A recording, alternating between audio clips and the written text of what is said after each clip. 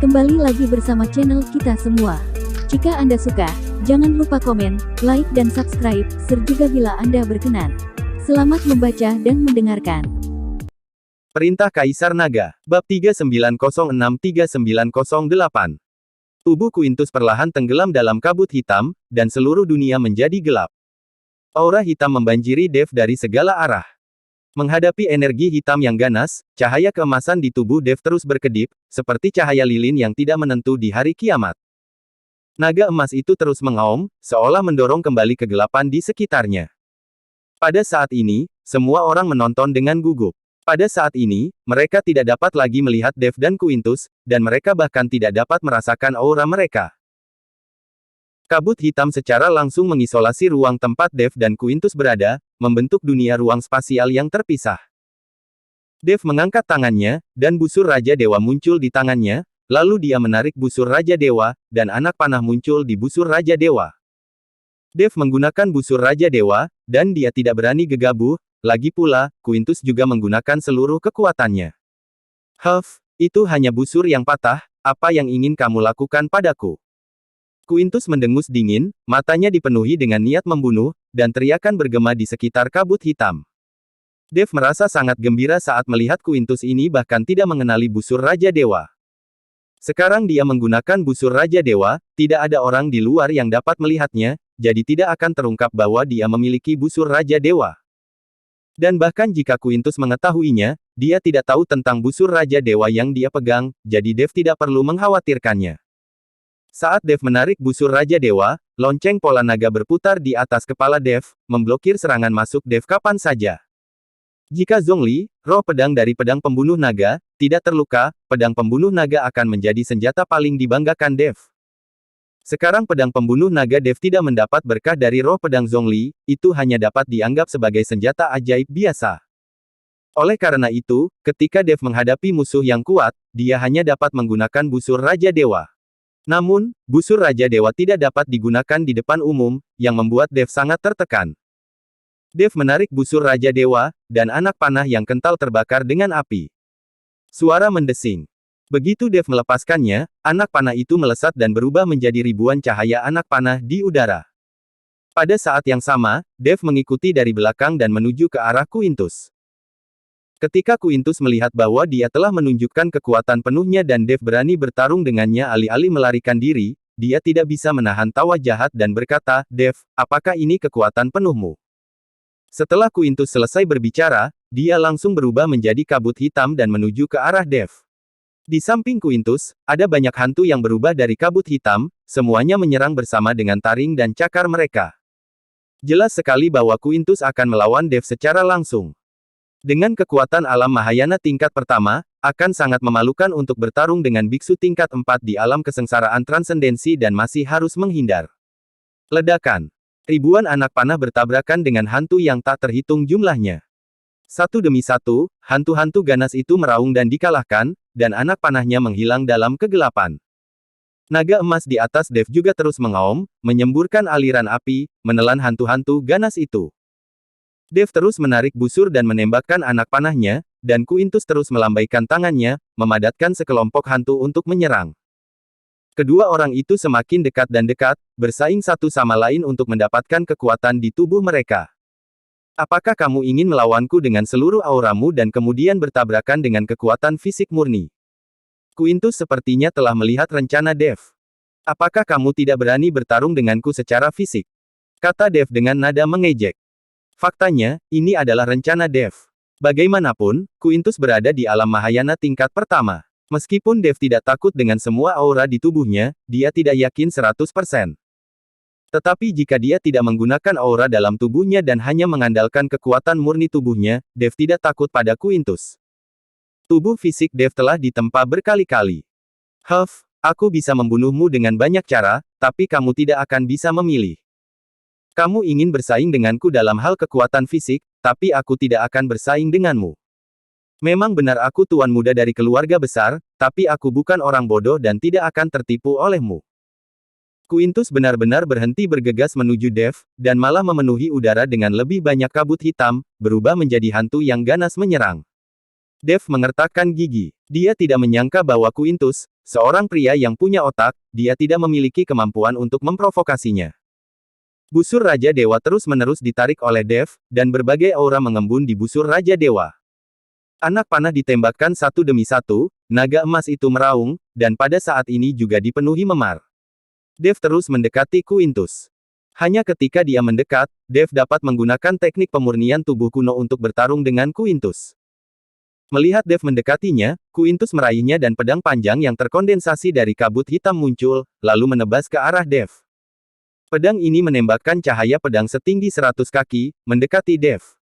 Dev menggunakan langkah pengendalian api, dan tubuhnya menghilang seketika, lalu muncul di depan Quintus. Busur Raja Dewa di tangan Dev telah digantikan oleh pedang pembunuh naga. Dalam pertarungan jarak dekat, pedang pembunuh naga masih lebih efektif. Pedang pembunuh naga meledak dengan cahaya pedang tak berujung, menusuk langsung ke arah Quintus. Pedang panjang di tangan Quintus menghalangi situasi. Ketika Dev melihat ini, seringai muncul di matanya, dan dia langsung melepas pedang pembunuh naga. Dev melepaskan pedang pembunuh naga, membuat Quintus sedikit bingung. Dia tidak mengerti apa yang akan dilakukan Dev. Tinju cahaya suci. Kali ini, tinju cahaya suci Dev tidak menggunakan aura sedikit pun dari tubuhnya, hanya menggunakan kekuatan fisik murni. Meskipun itu hanya kekuatan fisik murni, pukulan ini benar-benar membuat Quintus merasa ketakutan. Tapi dengan pukulan Dev, jelas tidak ada aura yang keluar. Quintus benar-benar tidak mengerti apa tujuan pukulan Dev. Tapi saat tinju cahaya suci Dev hendak mengenai Quintus, sesosok hantu muncul di belakang Quintus. Kabut hitam tak berujung berubah menjadi bayangan besar. Hantu itu memegang vajra di tangannya, dan matanya sangat kosong. Dengan kemunculan hantu tersebut, tubuh Quintus benar-benar menyatu dengan hantu tersebut. Pukulan Dev mengenai bayangan dan menembus secara langsung tanpa menyebabkan kerusakan apapun pada Quintus. Dev, bahkan dalam kompetisi fisik, kamu bukan tandinganku. Di mataku, kamu hanyalah seekor semut. Pada saat ini, semua orang akhirnya melihat situasinya dengan jelas. Quintus bergabung menjadi bayangan besar, menatap keberadaan Dev yang seperti semut. Quintus mengangkat kakinya dengan lembut, hembusan udara menerpa wajah Dev. Tubuh Dev seperti perahu yang sunyi, dan dia langsung terbang mundur. Tubuh Poro Dharma. Raja Iblis Awan Merah berkata dengan terkejut di lautan kesadaran Dev. Dev terbang terbalik beberapa kaki dan akhirnya menstabilkan tubuhnya. Mendengarkan kata-kata Raja Iblis Awan Merah, dia bertanya dengan kebingungan di wajahnya, apa itu tubuh Poro Dharma? Jika kujelaskan, toh kamu tidak akan mengerti. Untungnya, tubuh Poro orang ini hanyalah hantu, dan itu hanyalah bayangan. Jika dia mengeluarkannya sekarang, bahkan semua orang di sini akan mati, apalagi kamu. Astaga! Dev tampak terkejut. Dia tidak menyangka bagaimana Quintus ini mengetahui begitu banyak seni iblis. Dan masing-masing lebih kuat dari yang lain, tidak heran dia berbicara begitu gila. Apa yang harus saya lakukan? Adakah cara agar saya bisa mengalahkannya? Tanya Dev. Mungkin mustahil untuk mengalahkannya. Sebaiknya kau memikirkan cara untuk bertahan hidup. Sepertinya satu-satunya cara adalah dengan membiarkan binatang yang menelan langit itu maju dan menyedot energi iblis dari orang itu. Jika binatang penelan langit bisa melakukannya, tubuh Poro akan hancur. Kata Raja Iblis Awan Merah. Ketika Dev mendengar ini, dia terdiam. Binatang kecil yang menelan langit ini sama seperti pria besar, entah apakah itu akan membantu. Dev berdoa dalam hatinya agar binatang kecil yang menelan itu akan keluar untuk membantu dengan cepat sambil memikirkan tindakan pencegahan. Hahaha, Dev, apa kamu tidak ingin bertarung denganku dari dekat? Aku akan memberimu kesempatan, ayolah. Tuan muda kedua sangat luar biasa. Tampaknya tuan rumah sangat bijaksana dan mengizinkan tuan muda kedua keluar dan berlatih selama bertahun-tahun. Kepala pelayan Liu memandang Quintus dengan kekaguman di matanya. Quintus masih muda, dengan tingkat kultivasi seperti itu, prospek masa depannya tidak dapat diukur.